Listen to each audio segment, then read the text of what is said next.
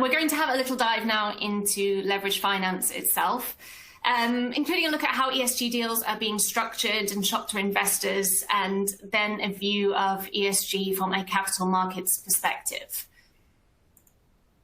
First of all, I want to give you a little bit of a view into the sort of deals that we've seen to date. So some of the deals that Lindsay was talking about, green bonds, green loans, social bonds, we've actually seen those in the market in the leverage space, non-investment grade sector since 2014. So they're a fairly familiar structure. These are transactions where the use of proceeds has to be put towards green or sustainable projects or uses of proceeds. And that's as specified by the International Capital Markets Association. But something new that's emerged in the last sort of 18 months or so has been sustainability-linked financing. And the European market, the first one we saw was late in 2019 from a firm called Genealogia. Carlyle was actually acquiring a minority stake, Now, Gene's production is quite water-heavy. So this firm put a margin ratchet onto its term loan where it's said, okay, if we set up a target for saving water, and if we hit that target, there will be a cost saving for us on our term loan, and if we miss it, there will be a penalty for us as the issuer on our term loan. So that was based late in 2019, and that was quite innovative at the time. But actually since then, the number of margin ratchets, ESG-linked margin ratchets on leverage loan has grown exponentially almost. So we've seen a number of transactions so far this year with a similar structure. Just out to market this week, you've got a deal from Nobian, which is a base chemicals firm. That has ESG language linked to a margin ratchet, and also Virgin Media Ireland is out in the market with a transaction with the same sort of structure, that's based around 3 KPIs that it's specified. Now, on term loans, it's normally a positive or negative margin ratchet. So the margin steps up if the issuer misses its target, steps down if it hits it. And they're linked to between 1 and 5 KPIs normally. It differs really between issuers in line with the leveraged loan product itself. It's quite flexible, it's quite bespoke. And you've seen similar things on with ESG-linked Schuldscheine and Eurotranche financings.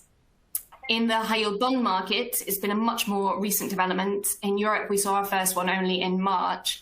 I'm going to come back to the high-yield market in a second, but the structure there is slightly different. It's only a punitive coupon step-up. So the issuer will set a target, and if it misses the target, then there's a step-up. There's no sort of benefit available to the firm if it hits its target. Something else we have seen in loans is where a couple of deals have had margin ratchets linked to third-party ESG scores. So the Asda buyout earlier in the year, that was a big one on that, where there's obviously a margin ratchet linked to a third-party score provider. And as the score moves up and down, then the margin moves up and down in the same way you would have a margin ratchet linked to a credit rating. And one other thing I wanted to mention was revolving credit facilities. So we've seen quite a lot of revolvers where there's a KPI-linked margin ratchet. There's a new deal out in the market just this week, actually, from a firm called Nomad Foods. They're out with a high-yield bond and an institutional term loan. There's no ESG language, as far as we're aware, as yet on the term loan or the high-yield bond, but there is actually a KPI-linked target on its revolver, which is being increased. And then something else which was very interesting was a company called Acrotech earlier in this year. And they actually did a revolver where the margin was linked to the use of proceeds. So if the company was drawing down for any sort of normal general corporate purposes, there was one margin, but if it was using it for green use of proceeds, then there was a bit of a margin saving for that firm. I mentioned this was going to be interactive today. So this is the first question for you, our audience. I want to get a bit of an insight into how interested your firm is in green and sustainable investment segment. You should just be able to vote on the pop-up that's coming to your screen now. I'm going to give you a few seconds of whether you're not particularly interested, whether you have a significant interest, whether this is mandated and that you really think this is going to be the future of the market. If I could just ask you all to vote now. Okay, let's see where those come up. Okay, that's interesting. So 37.5 of you think there's significant opportunity coming up in the future. And actually almost a third say, this is going to drive the market eventually. And well, that's good to hear for us who are pretty involved in it at the moment. I mentioned I was going to come back and talk about the high yield market in more detail. As I mentioned, the first high yield bond that we saw in Europe anyway that had sustainability linked pricing, where there's a coupon step up linked to an ESG KPI, was only in March. It was Greece's Public Power Corporation.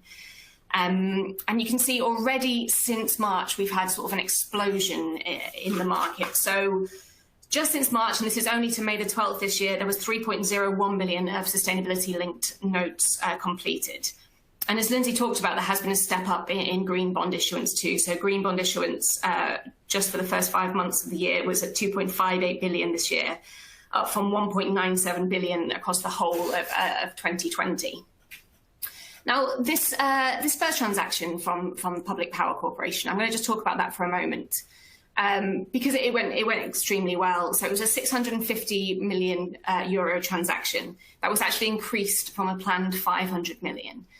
They came back 10 days later and they tapped that bond and they got away with another 125 million. Again, that was increased by 50 million from what they had planned.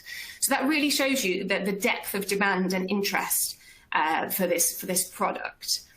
Now, we don't have as yet the depth of data where we can carve out all the transactions in this sector, both high yield or leveraged, and say, okay, let's look at the pricing as a whole.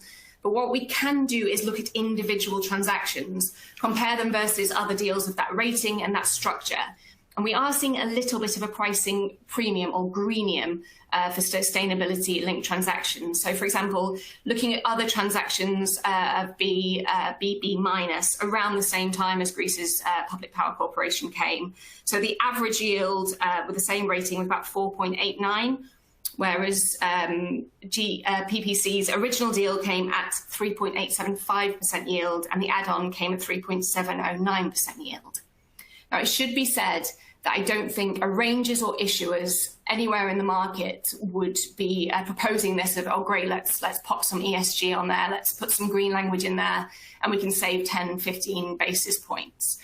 It's very much has to be right for the issuer and has to be bespoke for the issuer. There's a real push to make sure that these KPIs that are utilised are relevant, are ambitious, and are meaningful. Investors are increasingly aware of where there's greenwashing, where there's targets being put in place, where the issuer is already in the money. So whereas the target will be hit from day one. And both ELFA and the LMA, which is the European Leveraged Finance Association, and the Loan Market Association are now working on guidelines to make sure that the targets that are set for these transactions are relevant, they are ambitious, and they are meaningful. But as I show you this data, you should be able to see how much this market has come on just in a few short months for the high yield sector. So we have 15% of the deals seen to May the 12th, that's by deal count, have some element of ESG on them. And that is 8 sustainability linked notes. This is just between March and May the 12th, and 7 green bonds. That's up from 4 in the whole of last year. Now, all of the transactions that I've mentioned, and in fact, everything that has an ESG element on it across the non-investment grade sector can be seen in LCD's new ESG tracker. This is available on our website, so it covers everything, every green bond issued, every sustainability linked bond and loan. It's updated weekly, so it's kept up to date, and you can see everything on there. So not only the size of the deal, the use of proceeds, but everything we know about the KPIs that are utilised, the size of the ratchet, and everything like the sustainability agent that has arranged the deal.